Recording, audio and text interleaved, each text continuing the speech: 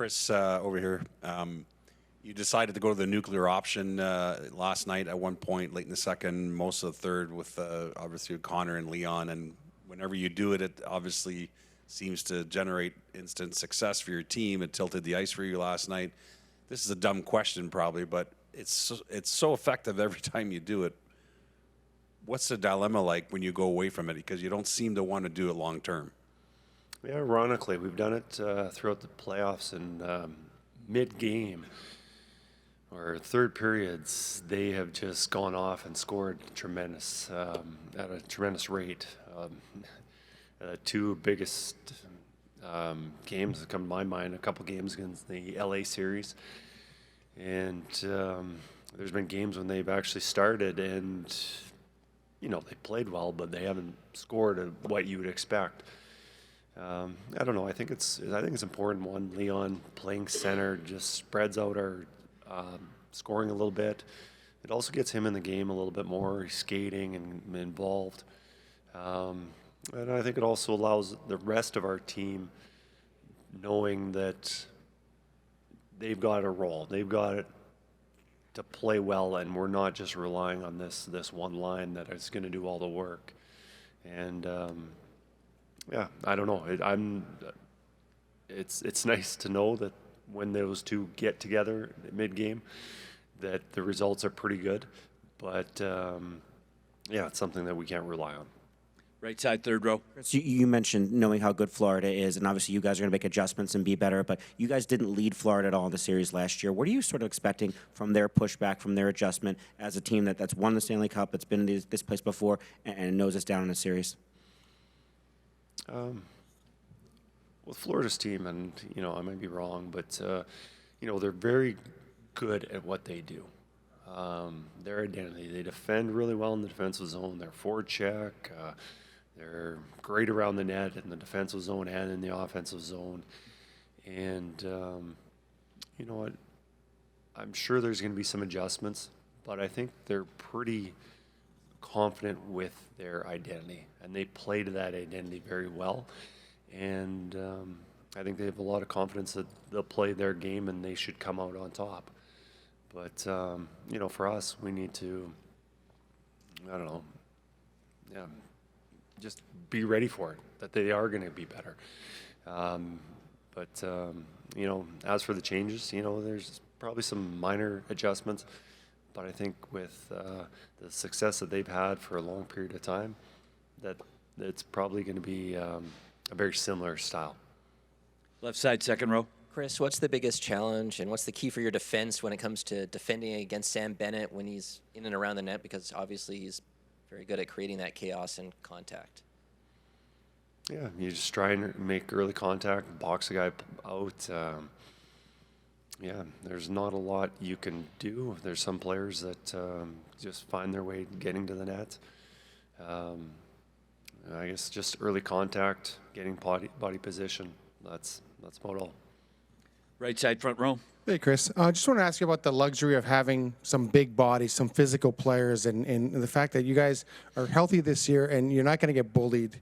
And just how kind of luxury is that? And the fact that you guys are playing physical but not necessarily crossing that line, and the importance of that. Yeah, we have some, we're a more physical team. We're bigger, we're stronger than we were last year, but, you know, I don't think that's a far cry that we were ever bullied out. I think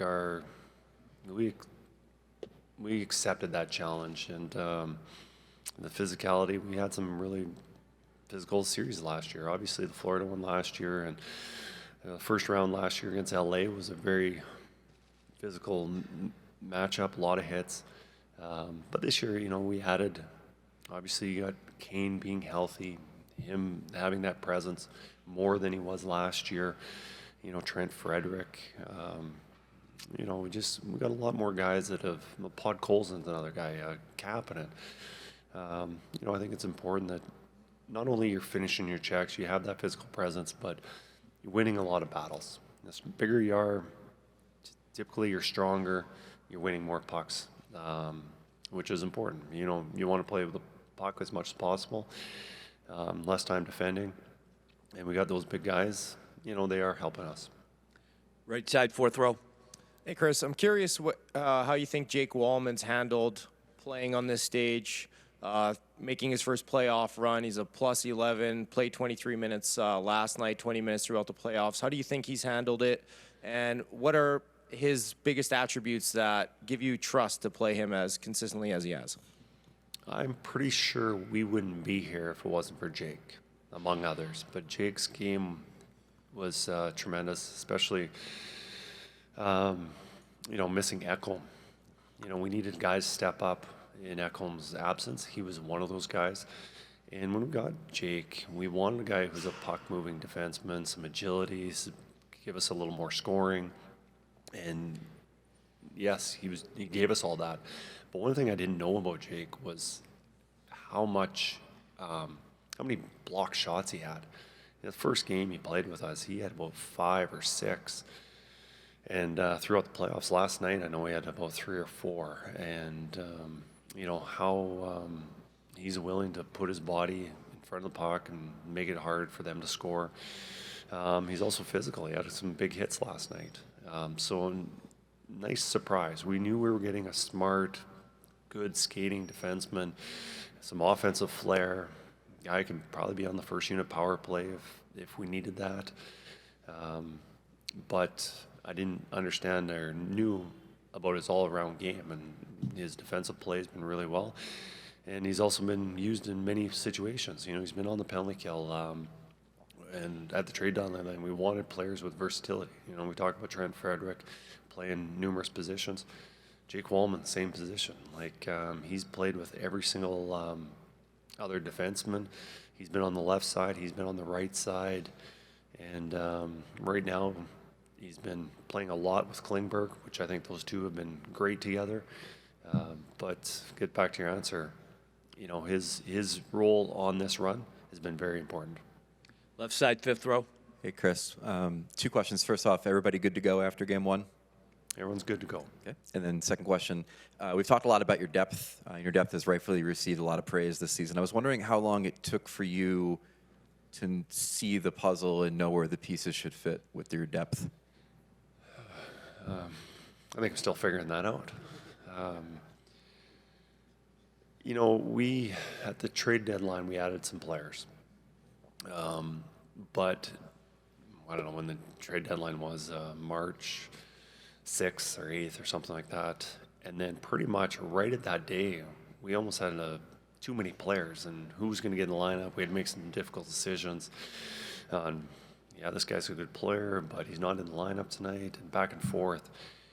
But almost immediately, the first game after the deadline, there was an injury, and then another one. And a lot of guys went down. And then in April, we were playing, right now our fourth line with Podkolzin, Janmark, and Arvidsson. They were our second line. So we were relying on them a lot because we were missing McDavid, Draisaitl, Hyman, among others. So it wasn't until, game 1 of the playoffs or game 2, in fact, because game 2, that's when Evander Kane came back, and then getting guys playing in their spots. Well, Evander Kane had never played with anybody. Trent Frederick never played with anybody during the season to know what our lines were going to be. So I guess it was sometime during that series against LA that we kind of figured out where guys should be. Now, going back to that April stretch where we had so many injuries, it was good for us in the long run because I probably wouldn't have understood or knew how good that lineup, Podkolzin, Janmark, Arvidsson were. Other guys had to step up. Brown, really, we needed him at the end of the season. He played really well, and among other guys. But to know exactly where the pieces all fit, it wasn't until, probably somewhere in the later half of the LA series. Right side, second row, Dan. Kris, obviously, since last year, played a full regular season. Some different pieces are here, 3 rounds. But in preparing for it and coaching in it, did that feel like game 8 of this matchup here? And if so, what does that mean for the rest of this series, do you think?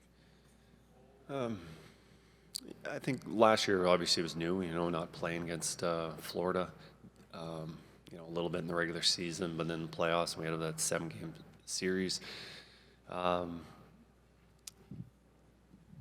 know, when teams have success, they don't usually change things. There's not much reason to change things up because you're winning, you're having success.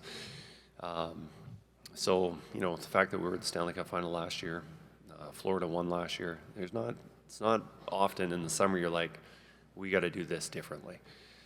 You know, during the season we made some changes because you knew you have some player personnel that changes and your team identity alters a little bit, but you pretty much stick to your core values, your systems that don't change very much. So, yeah, going into game one yesterday, I think we're much more familiar with what Florida was going to bring and their style of play and what we needed to do.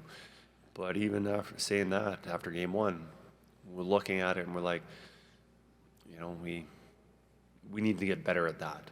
Why didn't we look at that? You know, it was something that we talked about a lot in previous series. Why are we addressing it now? So, you know, there's always going to be, I don't know. So what I guess I'm saying is we still need to get better.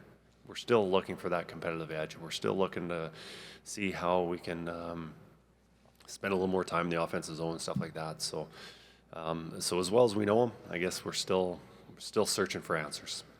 Last one, left side, third row. Kris, there was 21 icing last night. Do you see that as a direct result of the quality of the forecheck of both teams or lack of execution? And do you mind those defensive face-off in your zone? Or you say to your guys, as soon as you're in self-protection mode, just dump it at the other end and we'll take care of the face-offs? Yeah, no, it's something you don't want to be in a situation having defensive zone face-offs because it just takes away the momentum. Anytime you start in the offensive zone, it's an advantage. But I guess not getting the puck out is much worse than creating a turnover.